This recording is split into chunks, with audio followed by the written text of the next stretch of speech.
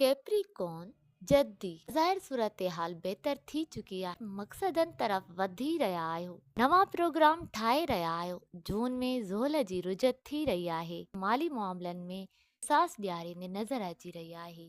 पंहिंजे कारोबारी मामलनि खे ठीक कंदा त माली मामला पिण ख़ुद ब ख़ुद ठीक थी वेंदा। इहो कमु तव्हांखे मुश्किल महसूस थींदो ऐं इहो सभु ज़ोहल जी रुजत जे करे ई थी रहियो आहे। ज़ोहल इहा डिमांड करे रहियो आहे त ही मुश्किल सूरत हाल आहे, उन्हनि खे हल करियो ऐं इहो 8 महीना हलंदो।